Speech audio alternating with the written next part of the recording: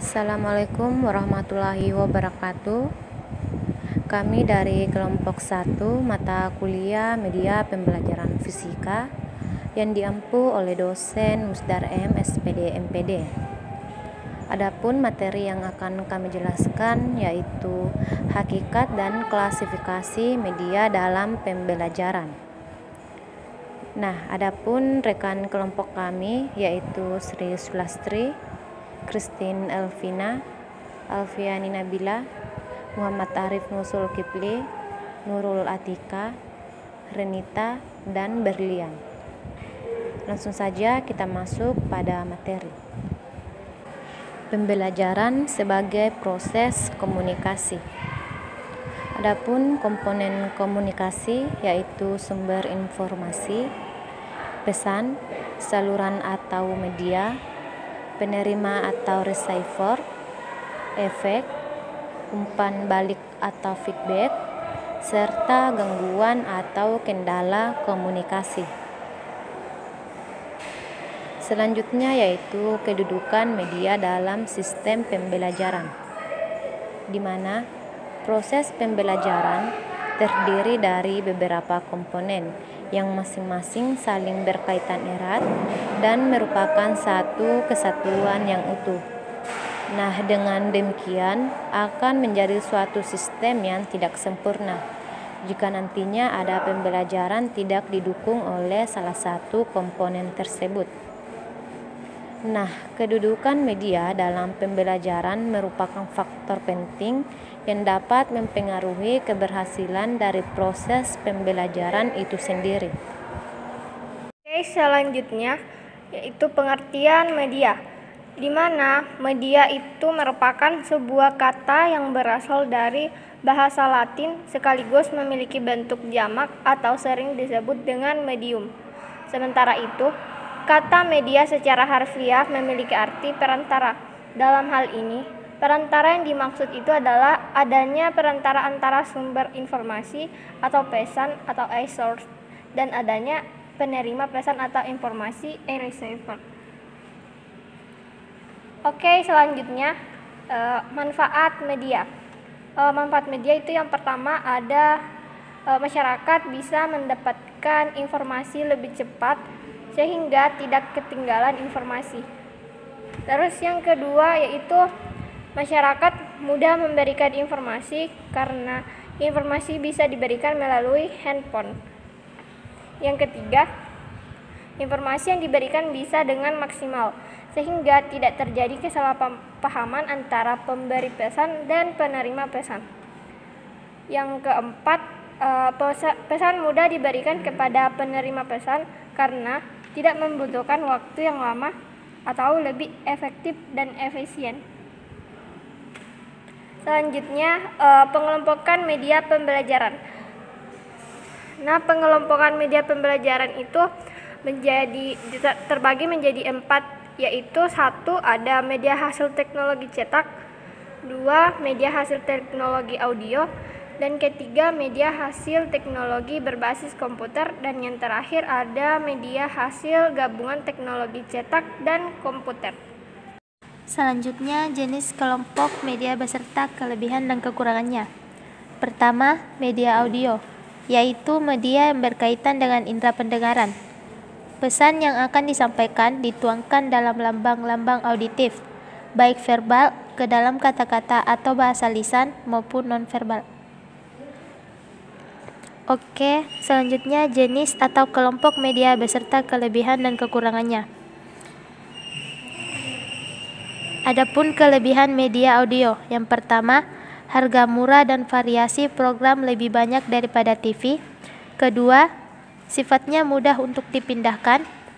Ketiga, dapat digunakan bersama-sama dengan alat perekam radio sehingga dapat diulang atau diputar kembali.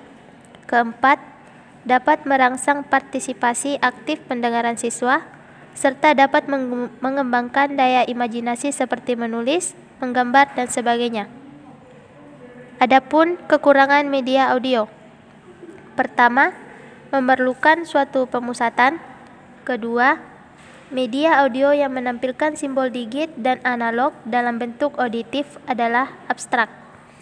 Ketiga, penampilan melalui ungkapan perasaan atau simbol analog lainnya dalam bentuk suara harus disertai dengan perbendaharaan pengalaman analog tersebut pada si penerima. Yang kedua yaitu media berbasis visual atau image atau perumpamaan memegang peranan yang sangat penting dalam proses belajar. Media visual dapat memperlancar pemahaman dan memperkuat ingatan. Adapun kelebihan media visual yaitu analisis lebih tajam, dapat mengatasi keterbatasan pengalaman yang dimiliki oleh peserta didik. Media visual memungkinkan adanya interaksi antara peserta didik dengan lingkungan sekitarnya. Dapat menanamkan konsep yang benar, dapat membangkitkan keinginan dan minat baru, dan meningkatkan daya tarik dan perhatian siswa. Adapun kekurangan media visual yaitu lambat dan kurang praktis, tidak adanya audio, visual yang terbatas. Media ini hanya dapat memberikan visual berupa gambar yang mewakili isi berita, dan biaya produksi cukup mahal karena media cetak harus menyetak dan mengirimkannya sebelum dapat dinikmati oleh masyarakat. Yang ketiga yaitu media audio visual adalah media yang mempunyai unsur suara dan unsur gambar. Jenis media ini mempunyai kemampuan yang lebih baik karena meliputi kedua jenis media auditif atau mendengar dan visual atau melihat. Kelebihan media audio visual.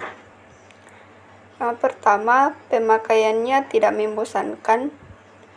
Kedua, hasilnya lebih mudah untuk dimengerti dan dipahami. Kekurangan media audio visual. Yang pertama, pelaksanaannya perlu waktu yang cukup lama. Yang kedua, pelaksanaannya memerlukan tempat yang luas. Ketiga, biayanya relatif lebih mahal. Dan yang terakhir, media audio visual tidak dapat digunakan di mana saja dan kapan saja karena media audio visual cenderung tetap di tempat. Yang keempat, media multimedia, di mana media multimedia ini merupakan kombinasi dari berbagai media yang telah disebutkan sebelumnya, yaitu menggunakan audio, video, grafis, dan lain sebagainya. Adapun kelebihan media multimedia antara lain memberikan kemudahan kepada siswa untuk belajar, memberi kemudahan bagi guru dalam menyampaikan materi, dapat digunakan secara individu sehingga siswa lebih leluasa dalam pengerjaannya. Tidak membutuhkan waktu yang lama dalam mengerjakan media ini, bersifat interaktif, dilengkapi fitur-fitur pendukung seperti background. Siswa bisa mengakses internet dari tombol link. Adapun kelemahan dari media multimedia, antara lain harganya yang relatif mahal. Selain itu, memberikan pengaruh positif dan memberikan dampak negatif terhadap siswa apabila guru kurang kontrolnya, sehingga memberikan kemungkinan-kemungkinan bagi siswa untuk membuka situs-situs yang tidak mendidik. Multimedia interaktif ini hanya terbatas pada pokok materi penggunaan perangkat lunak grafis. Yang kelima, media relia. Media relia adalah benda nyata.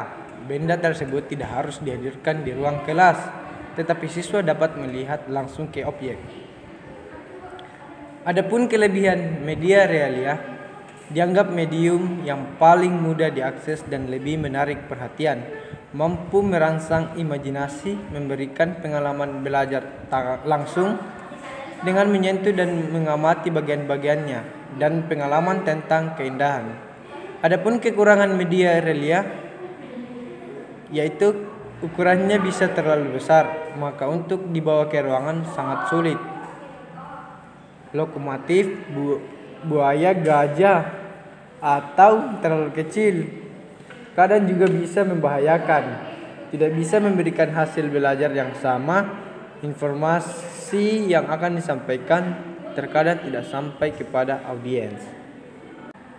Baik, itulah tadi penjelasan dari kami mengenai hakikat dan klasifikasi media dalam pembelajaran. Terima kasih. Wassalamualaikum warahmatullahi wabarakatuh.